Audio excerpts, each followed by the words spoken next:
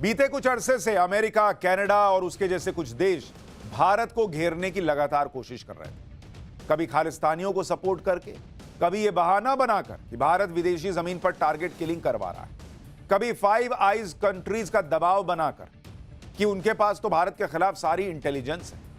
लेकिन भारत ने ऐसा काम कर दिया कि इन सब के पसीने छूट जाए। अमेरिका हो, कनाडा हो, यूके हो, ऑस्ट्रेलिया हो, न्यूजीलैंड हो, जो भी देश पिछले कुछ दिनों से भारत के मामले में कूद रहे थे, वो सब आज पीएम मोदी के रूस दौरे की तस्वीरें देखकर ठंडे पड़ गए। क्योंकि पीएम मोदी ने ऐसी चाल चल दी है जिसका तोड़ इन देशों के पास नहीं है। भाई, एक तो पीएम मोदी की कूटनीति ने चीन को लाइन पर ला दिया।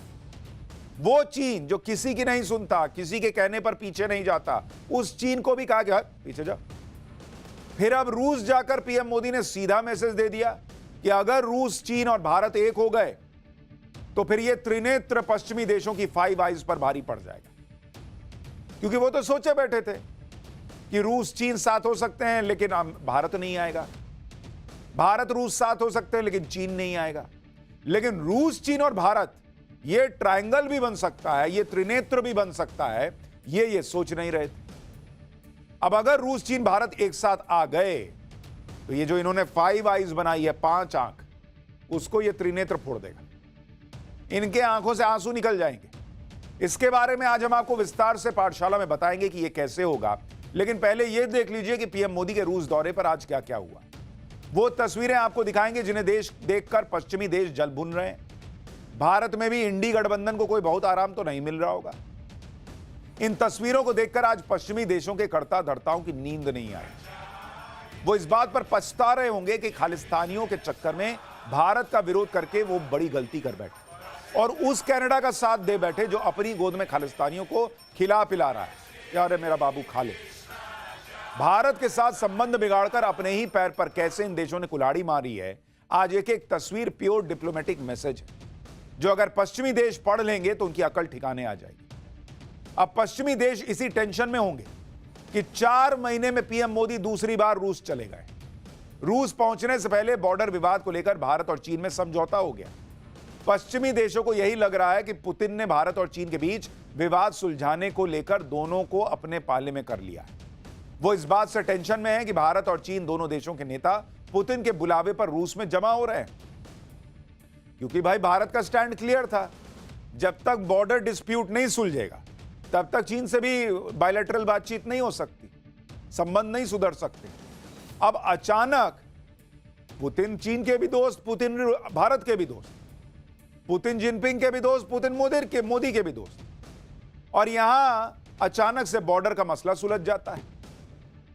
अब ये देखकर जो है ये कई देश अलबलाए हुए हैं। अरे बॉस, ये क्या ही खेल हो गया।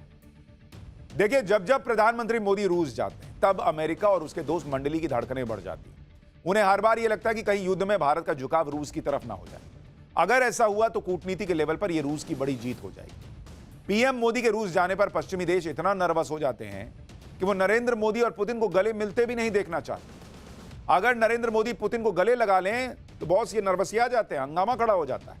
लेकिन अगर नरेंद्र मोदी रूस के राष्ट्रपति व्लादिमीर पुतिन को उनके सामने ही ये कह दें कि ये युद्ध का दौर नहीं है, पश्चिमी देश नाचने लगते हैं, नरेंद्र मोदी के नाम का डंका पीटने लगते हैं। पीएम मोदी के रूस दौरे से सबसे ज्यादा टेंशन में तो अमेरिका होगा, क्योंकि उसे रूस से नैरेटिव की लड़ाई में भारत का साथ चाहिए, चीन से वर्चस्व की लड़ाई में नरेंद्र मोदी का साथ चाहिए। इसलिए जैसे ही पीएम मोदी रूस पहुंचे, अमेरिका को यह समझ आ गया होगा कि कनाडा और खालिस्तानियों के चक्कर में उसने भारत को लपेटने की बड़ी गलती कर दी। रूस पहुंचकर कैसे पीएम मोदी ने पश्चिमी देशों की कूटनीतिक क्लास लगा दी, उसके बारे में आपको आगे एक एक डिटेल बताऊं। पहले आपको पीएम मोदी के रूस दौरे की कुछ शानदार तस्वीरें दिखाता हूं। पीएम मोदी जब रूस के शहर कजान पहुंचे तो वहां रूसी नागरिक कृष्ण भक्तों ने पीएम मोदी का स्वागत किया, उन्हें कृष्ण भजन गाकर सुनाया। पीएम मोदी भी हाथ जोड़कर उनकी भक्ति को नमन करते दिखे। तस्वीर देखिए एक बार।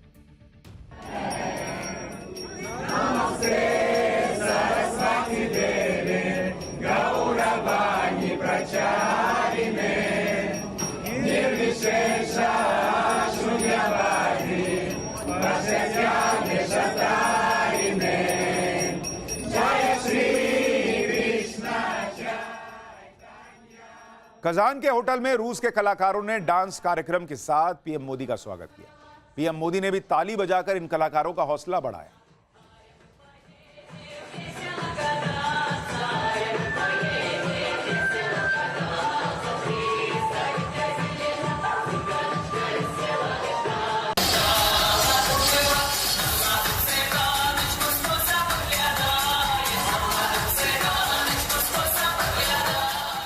रूस के कजान शहर में भारतीय समुदाय ने भी पीएम मोदी का जबरदस्त स्वागत किया।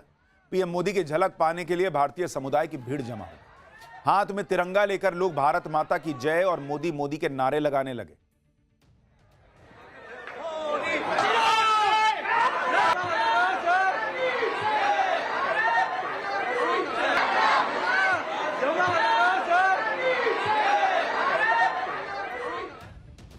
पीएम मोदी का विमान जब रूस के कजान में लैंड हुआ तो एयरपोर्ट पर ही उनका भव्य स्वागत हुआ। रूस के प्रशासन की तरफ से एयरपोर्ट पर ही लड्डू और केक से उनका स्वागत हो गया। आप देखिए, एयरपोर्ट पर ही लड्डू और केक, जलेबी नहीं थी वहां। हालांकि पीएम मोदी ने कुछ खाया नहीं, लेकिन रूस के इस सम्मान के प्रति आभार जरूर जताया। यह स्वागत सत्कार भी रूस और भारत की गहरी दोस्ती का प्रतीक है। कजान शहर पहुंचने के कुछ ही देर में रूस के राष्ट्रपति व्लादिमीर पुतिन ने पीएम मोदी के साथ द्विपक्षीय वार्ता की। इस बातचीत के दौरान दोनों नेता उसी गर्मजोशी से मिले जैसे वो अक्सर मिलते हैं। रूस के राष्ट्रपति ने उसी गर्मजोशी के साथ पीएम मोदी से बातचीत की। दोनों नेताओं ने एक दूसरे को गले लगाया। मोदी और पुतिन की यही दोस्ती अमेरिका को असहज कर देती है। पीएम मोदी और पुतिन की यह मुलाकात इस वजह से भी खास है क्योंकि यूक्रेन दौरे के बाद पीएम मोदी की यह पहली रूस यात्रा है। हाल में दूसरी बार गए हैं, लेकिन रूस गए, फिर यूक्रेन गए, अब फिर रूस गए। अगस्त में पीएम मोदी यूक्रेन गए थे। वहां जाकर यूक्रेन के राष्ट्रपति जेलेंस्की से भी मिले थे। पीएम मोदी की इस यात्रा के बाद से कई लोगों को यह लग रहा था कि कहीं रूस इस यात्रा से न चिढ़ जाए, लेकिन आज जिस गर्मजोशी से रूस के राष्ट्रपति ने पीएम मोदी का स्वागत किया, उसने सारे डाउट्स दफन कर दिए। यूक्रेन दौरे के बाद भी रूस और भारत की दोस्ती पहले जैसी ही कायम, और यही नरेंद्र मोदी का जलवा है कि अपनी शर्तों पर सबसे रिश्ता निभा लेते हैं और किसी से रिश्ता खराब भी नहीं होता। अलग लेवल पे विदेश नीति चलती है। पिछली बार जब पीएम मोदी रूस गए थे तो उन्होंने पुतिन को गले लगाया था। तब उनके इस जेस्चर की पश्चिमी मीडिया ने खूब आलोचना की। तब जेलेंस्की ने पीएम मोदी को भी कहा कि ये क्या किए। यहां तक कह दिया था कि दुनिया के सबसे बड़े लोकतंत्र के नेता ऐसे दिन मॉस्को में दुनिया के सबसे खूनी अपराधी को गले लगा रहे हैं जिस दिन यूक्रेन में बच्चों के अस्पताल पर मिसाइल से हमला हुआ। लेकिन फिर जब पीएम मोदी यूक्रेन पहुंचे तो ऐसा लगा जैसे जेलेंस्की का सारी नाराजगी हवा हो गई।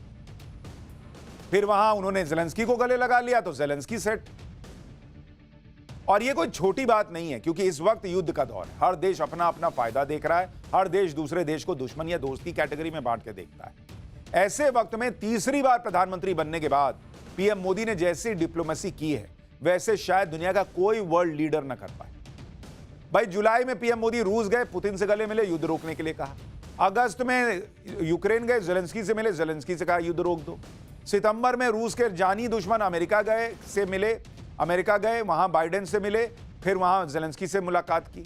अमेरिकी दौरे पर फिलिस्तीन के पीएम अब्बास से मुलाकात की, फिलिस्तीन को मदद का भरोसा दिया, युद्ध खत्म करने की बात की।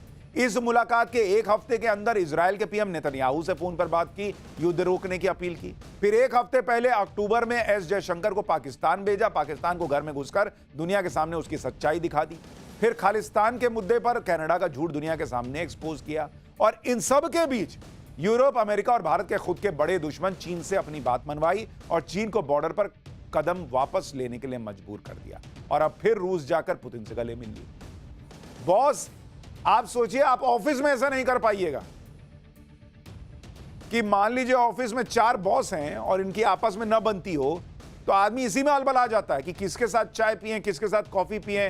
ना बॉस, आपको वो देख लेगा आपके साथ तो बड़ी दिक्कत हो जाएगी। यहां नरेंद्र मोदी अलग लेवल पे खेल रहे हैं। जो लोग कहते थे नरेंद्र मोदी को विदेश नीति की समझ नहीं है, बॉस कौन सा दुनिया का नेता बताइए जो ऐसा कर पा रहा है कि सबसे दोस्ती चल रही है, सबसे बातचीत चल रही है, किसी को छोड़ नहीं रहे और सबको समझा रहे हैं। कहां लड़ाई में पड़े हो यार। आपको पीएम मोदी और पुतिन के बीच गहरी दोस्ती और जबरदस्त केमिस्ट्री की एक और तस्वीर दिखाता हूं। जब पीएम मोदी और रूस के राष्ट्रपति बातचीत की टेबल पर बैठे तो रूस के राष्ट्रपति काफी खुश और शांत दिखे। लगा ही नहीं कि वो एक बड़े युद्ध में फंसे हैं या तनावपूर्ण स्थिति से गुजर रहे हैं। पीएम मोदी से बातचीत में पुतिन ये कहकर सबको ठहाके लगाने पर उन्होंने मजबूर कर दिया कि पीएम मोदी से उनके रिश्ते इतने अच्छे हैं कि बीच में किसी ट्रांसलेटर की जरूरत ही नहीं। एक बार देखिए कैसे पुतिन और मोदी हंसी खुशी बात कर रहे हैं, जैसे ये कोई कूटनीतिक मुलाकात नहीं बल्कि दो दोस्त की पार्टी में मुलाकात हो रही है। सुनिए जरा। У нас такие отношения, что я считал, что вы и так все понимаете. हमारे इतने रिश्ते हैं कि मुझे ऐसा लगा कि आपको कोई अनुवाद नहीं चाहिए। आप केमिस्ट्री देख रहे हैं नरेंद्र मोदी। पुतिन कह रहे हैं कि बॉस हमारा तो ऐसा दिल का कनेक्ट है टाइप कि ट्रांसलेटर नहीं चाहिए कि मैं रशियन में कुछ कह रहा हूं आपको कोई हिंदी में बताए। ऐसा लगता है कि नहीं भी ट्रांसलेटर होगा तो आप समझ जाइएगा। अलग लेवल की ये बातचीत। राहुल गांधी सीना नाप रहे थे 36, 35, 34। युद्ध के बीच फंसे रहकर भी पुतिन का ये मुस्कुराता चेहरा सबको हैरान कर रहा हो, लेकिन व्लादिमीर पुतिन दो वजह से खुश है। पहली वजह तो यह है कि अंतर्राष्ट्रीय लेवल पर रूस को अलग थलग करने की कोशिशों के बीच रूस ने अपने देश में 36 देशों के नेताओं को जुटा लिया। दूसरी वजह यह है कि भारत और चीन के नेता रूस में, और रूस के राष्ट्रपति पुतिन ने पिछले महीने यह कहा था कि यूक्रेन के साथ रूस की संभावित शांति वार्ता में चीन, भारत और ब्राजील मध्यस्थ की भूमिका निभा सकते हैं, और ये तीनों ही देश ब्रिक्स के सदस्य हैं। ऐसे में पूरी दुनिया की नजर इस वक्त रूस में होने वाले इस सम्मेलन पर टिकी है। सबको उम्मीद है कि इस सम्मेलन में युद्ध रोकने के किसी प्लान पर बातचीत हो सकती है। रूस पहुंचकर पीएम मोदी भी पुतिन के सामने यूक्रेन युद्ध का जिक्र करते दिखे और यह बात फिर दोहराई कि समस्याओं का समाधान शांतिपूर्ण तरीके से होना चाहिए। भारत इसमें हर मदद करने को तैयार है। नरेंद्र मोदी का स्टैंड कभी कभी नहीं पलटता कि अरे यार इतना अच्छा स्वागत कर दिया, कैसे इसको सुनाएंगे। वो मुंह पे सुनाते हैं भाई। पुतिन के साथ द्विपक्षीय वार्ता में फिर बोले आए कि कहां लड़ रहे हो यार, ये समय है लड़ने का। सुनिए एक बार पीएम। रूस और यूक्रेन के बीच चल रहे संघर्ष के विषय पर हम लगातार संपर्क में रहे हैं। जैसा मैंने पहले भी कहा है, हमारा मानना है कि समस्याओं का समाधान शांतिपूर्ण तरीके से ही होना चाहिए। शांति और स्थिरता की जल्द से जल्द बहाली का हम पूरी तरह समर्थन करते हैं। हमारे सभी प्रयास मानवता को प्रमुखता देते हैं।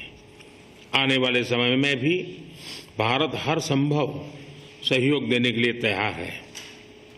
एक्सेलेंसी, आज इन सभी विषयों पर विचार साझा करने का एक और महत्वपूर्ण अवसर है। इधर पीएम मोदी रूस पहुंचे, उधर भारत के विदेश मंत्री एस जयशंकर ने भारत और रूस की दोस्ती पर बड़ा बयान दे दिया। एस जयशंकर ने कह दिया कि अगर आप आजादी के बाद रूस के साथ हमारा इतिहास देखें तो मैं कह सकता हूं कि रूस ने कभी भी हमारे हितों को नकारात्मक रूप से प्रभावित करने वाला कुछ नहीं। एस जयशंकर ने कहा कि ऐसे बहुत कम देश हैं जिनके बारे में आप ऐसा कह सकते हैं। आज रूस की स्थिति अलग है। रूस का वेस्ट के साथ संबंध स्पष्ट रूप से टूट चुका है, इसलिए आपके पास एक ऐसा रूस है जो एशिया की ओर बहुत ज्यादा मुड़ रहा है। क्या हमें एक एशियाई देश के रूप में राष्ट्र हित में हमारे लिए जो अच्छा है उसे नहीं अपनाना चाहिए? एस जयशंकर का यह बयान ऐसे वक्त में आया है जब अमेरिका और कनाडा भारत विरोधी खालिस्तान समर्थकों को न सिर्फ शरण दे रहे हैं बल्कि उन्हें बचाने के लिए भारत से भिड़ रहे हैं। तो भारत क्या ये नया भारत है बॉस, आपकी सुनने बैठा है। तुम नहीं दोगे साथ, खालिस्तानियों को पालोगे तो तुमको टैकल करना आता है भाई इस भारत को। उसने बता दिया कि हमारे साथ रूस है, तुमको रूस से दिक्कत हो गया, हम और रूस से दोस्ती करेंगे। तुमको खालिस्तानियों से दिक्कत नहीं है, हमको है। तुमको समझ में नहीं आ रहा कि तुम आतंकियों को पाल रहे हो, तो तुम रूस को गाली दोगे तो हम उसको गाली देने लग जाएंगे। अमेरिका और पश्चिमी देश भले कुछ भी कहते रहे, भारत पहले ही क्लियर कर चुका है कि वो अपने हितों की कीमत पर अमेरिका और पश्चिमी देशों के हां में हां नहीं मिलाएगा। भारत की रूस के साथ पुरानी दोस्ती है। अमेरिका या पश्चिमी देशों के लिए भारत रूस से दोस्ती नहीं तोड़ सकता। इसलिए आप देखिए कि इतने वक्त से यूक्रेन युद्ध चल रहा है, भारत ने कभी भी अमेरिका और पश्चिमी देशों की बातों की परवाह नहीं।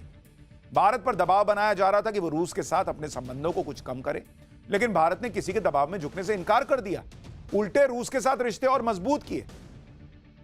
यही बात तो इन लोगों को पसंद नहीं आती। ये जो 5i, 3i, 2i, 5i करते हैं और खालिस्तानियों को लल्लो चप्पो करते हैं लोग, इसी चक्कर में तो करते हैं कि कुछ तो करके मोदी पे दबाव बने।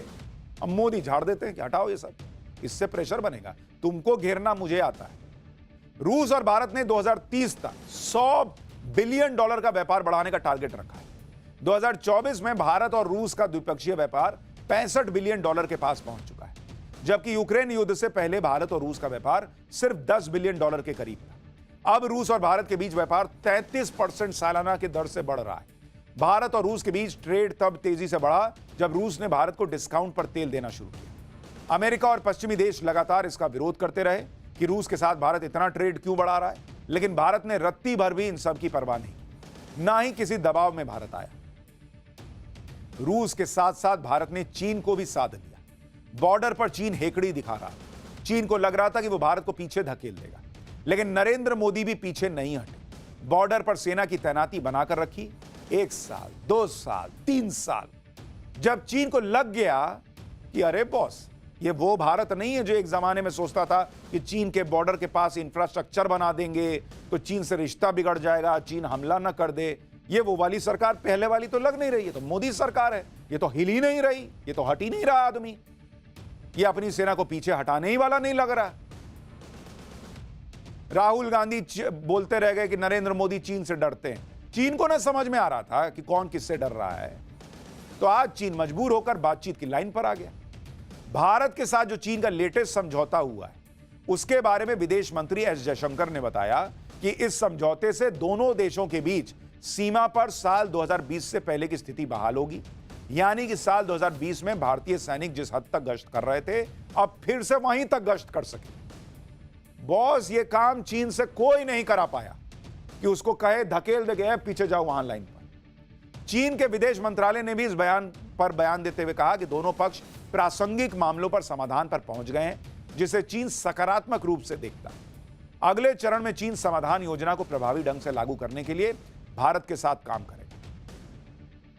एलएसी पर चीन के साथ बातचीत में कुछ पॉजिटिव निकलकर आने का मतलब यह है कि आगे माहौल बेहतर करने के रास्ते बन रहे हैं, क्योंकि अब तक यह विवाद बहुत ही पेचीदा रहा। कुछ आसान मुद्दों का समाधान तो हो गया, लेकिन भारत चीन के रिश्तों में एलएसी को लेकर कठिन परिस्थितियां अब भी बनी हुई। खास तौर पर देप्सांग के मैदानों और पूर्वी लद्दाख के कुछ हिस्सों में सैनिकों की पूर्ण वापसी का मुद्दा अनसुलझा बना हुआ था। गोगरा हॉट स्प्रिंग जैसे इलाके से तो दोनों तरफ के सैनिक हट गए थे, लेकिन देप्सांग में सैनिकों की तैनाती और पेट्रोलिंग के मुद्दे को हल करना चुनौतीपूर्ण था। अब अगर कुछ सहमति पेट्रोलिंग को लेकर बनी है, तो मुमकिन है कि धीरे धीरे दूसरे अनसुलझे मुद्दे भी हल हो जाएंगे और भारत और चीन के बीच सीमा विवाद को लेकर भयंकर टकराव से जो रिश्ते बिगड़ गए थे, वो सामान्य होने की दिशा में बढ़े। पीएम मोदी के रूस जाने से अमेरिका को इस बात का भी डर सता रहा होगा कि कहीं फिर से रूस, चीन और भारत की तिकड़ी ना जमा होने लगे, क्योंकि ऐसा नहीं है कि यह पहले नहीं हुआ है। साल 2018 में रूस, चीन, Bharat RIC, Russia, India, China, इसका ट्राइलेटरल समिट हुआ था। तीनों देशों के बीच यह आखिरी समिट था।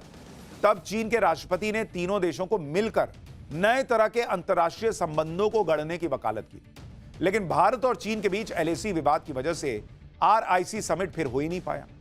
अमेरिका को डर है कि कहीं ये RIC समिट फिर से शुरू ना हो जाए। इसके अलावा ब्रिक्स का एक्सपेंशन भी हो रहा है। सऊदी अरब, इजिप्ट, ईरान, UAE जैसे देश इसमें जुड़ रहे हैं, जिससे एक नया वर्ल्ड ऑर्डर तैयार हो रहा है। ब्रिक्स समिट से ठीक पहले रूस के विदेश मंत्री ने यह कहकर अमेरिका को और टेंशन दे दी कि ये तिकड़ी देश कुछ सालों से औपचारिक तौर पर नहीं मिले, लेकिन आज भी ये मजबूत संबंध रखते हैं। यानी इंडिया, रशिया, चाइना आज भी मजबूत है। अब सुनाओ खालिस्तानियों को लोरी अमेरिका, ऐसे खिलाओ गोद में पन्नू को। पता चल गया क्या किससे पंगा ले रहे थे। खैर, ये नरेंद्र मोदी विदेश नीति या कोई भी नीति देश हित को ऊपर रखकर बनाते हैं, आलोचनाओं से प्रभावित नहीं होते और इसलिए ऐसे रिजल्ट्स मिलते हैं। लेकिन कुछ रिजल्ट्स का इंतजार चुनावी मैदान में भी है, और वो है यूपी के उपचुनाव, महाराष्ट्र के इलेक्शन।